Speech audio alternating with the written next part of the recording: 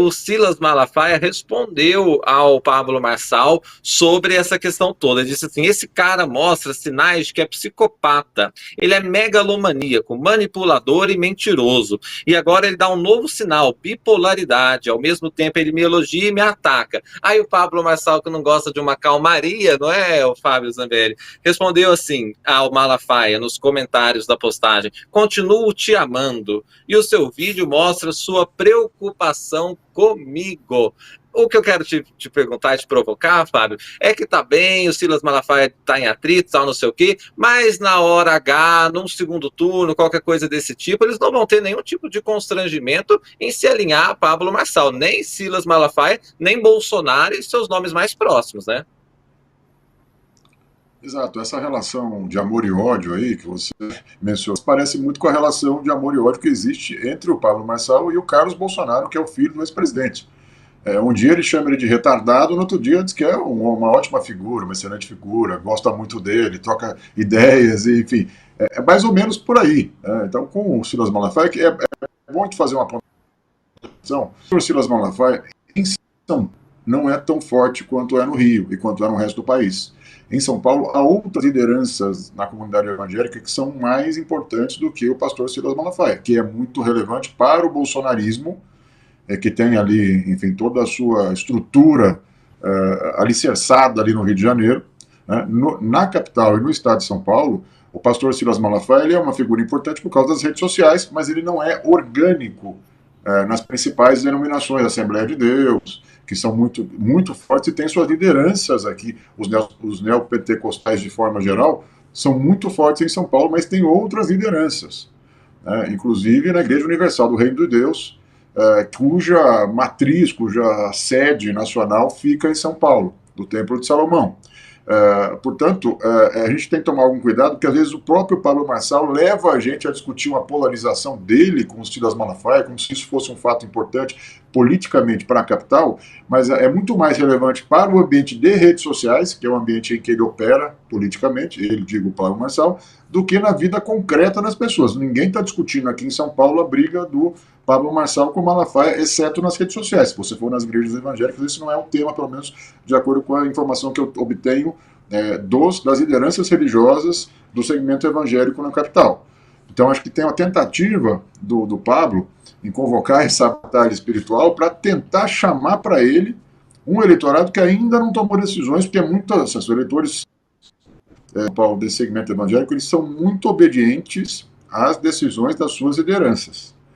O pastor é muito forte, o missionário é muito forte na hora de convocar, na hora de pedir voto.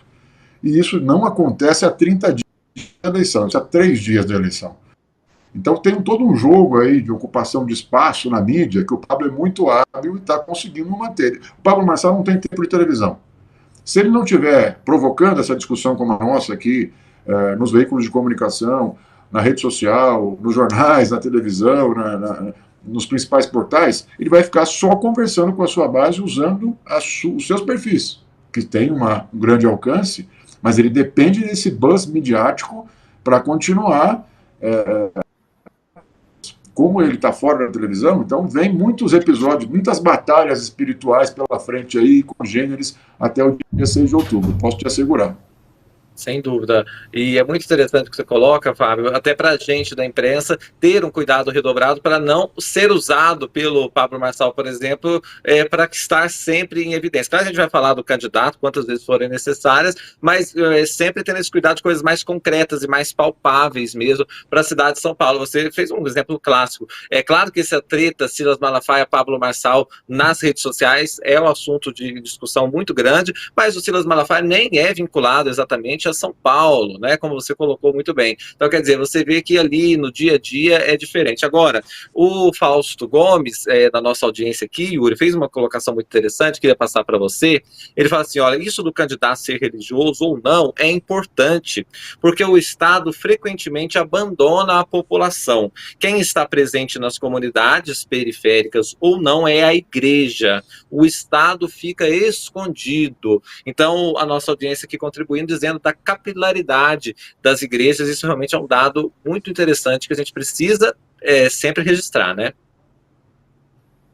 Sim, eu concordo. Acho que esse é um comentário bastante pertinente, porque realmente a igreja, ela, sim, principalmente igrejas neopentecostais, elas estão presentes no cotidiano dos brasileiros mais simples, em recônditos assim que o Estado realmente não chega e faz um tipo de amparo, tanto social quanto também psicológico e espiritual, naturalmente, que é muito importante. Então, esse vínculo, ou essa associação aos valores e à defesa do que a igreja representa na vida de milhares e milhões de brasileiros, seja onde for no país, acaba tendo um valor, tendo uma influência relevante, que não é trivial, tem se mostrado nos últimos anos, né, e que realmente faz a diferença na vida das pessoas. Eu acho que quando o Pablo Marçal ele coloca que é uma batalha espiritual, ele também, né, acho que é uma faceta do contra tudo e contra todos que ele coloca. Né? Ele não tem tempo de televisão, então ele está contra o sistema, ele está contra né, o próprio Bolsonaro, como se tivesse ficado de mãos atadas e tivesse que se colar com um político que não tem os valores que a direita radical, que a direita bolsonarista sempre teve e sempre pregou nos últimos anos. E aí essa parte da batalha espiritual entra como um outro componente que reforça esse fator, que é uma batalha que não é somente nas estruturas de poder dentro, seja do Congresso, seja do Judiciário, do Legislativo, do Executivo, dentro de todo esse ambiente político, mas também é uma batalha que se estende para o campo espiritual, como quase Davi contra Golias, em que um ungido de Deus, um homem de Deus, um homem que tem os valores da igreja, tem os valores de Deus, precisa, na verdade, encarar para acessar esses lugares de poder e representar a população que mais sofre e que está abandonada pelo Estado, mas que é a igreja que faz esse papel de acolhimento.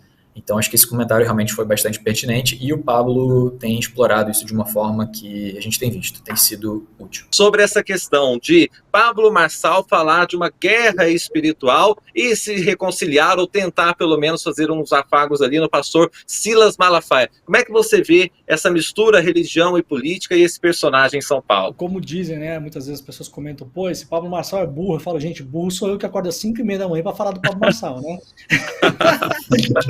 E continua acordado até agora, inclusive, falando nele, né? Agora, eu estava acompanhando o programa aqui, fora das câmeras, né? É isso, o Pablo Marçal, ele cresceu nesse ambiente de igreja, né? Ele é um cara que mistura ele traz um pouco essa teoria, né, da pirâmide financeira, da captação de leads, né, que se fala no marketing de rede social, e ele achou uma freguesia muito grande diretamente na igreja, tanto é que boa parte dos cursos que ele vende e das palestras que ele dá são palestras em igrejas, já se tornaram aí virais, né, os vídeos inclusive dele tentando aí fazer uma pessoa de cadeira de rodas voltar a andar, chegou a declarar no programa que ele tentou ressuscitar 2 pessoas, né, então não é exatamente novo, né, o Pablo Marçal ele tem um caminho aí que é intimamente ligado algumas denominações religiosas, né? Então estava até demorando para ele entrar nessa onda de Guerra Santa, né? Claro, agora a campanha está afunilando, a gente teve novas pesquisas hoje, é um empate técnico ainda, né? Estamos dentro de um cenário de empate técnico, para ele já é uma campanha super vitoriosa, porque mesmo que ele perca, ele sai dessa eleição super tracionado, né? Com um público fiel, conseguindo farmar, como dizem os jovens, né, farmar voto, inclusive aí no seio do bolsonarismo. A gente viu várias entrevistas depois da manifestação de 7 de setembro, na Paulista, no sábado, de pessoas que foram lá para ver o Bolsonaro, né, que se declaram super bolsonaristas e tal, e falando que mesmo assim, nesse caso, elas divergem do Bolsonaro e elas votariam no Pablo Marçal, né, e divergem mais ou menos porque o Bolsonaro segue com um pé em cada canoa nessa campanha aí, né. Então o Marçal ele vem dessa esteira já, diferentemente do Bolsonaro, que ele se converteu, né, se a gente acredita nisso ou não também, questões de fé a gente não coloca dúvida, né? Mas o Bolsonaro se converteu aí numa igreja evangélica, ele foi batizado, inclusive, no Rio Jordão, né? Tem essa imagem clássica, né?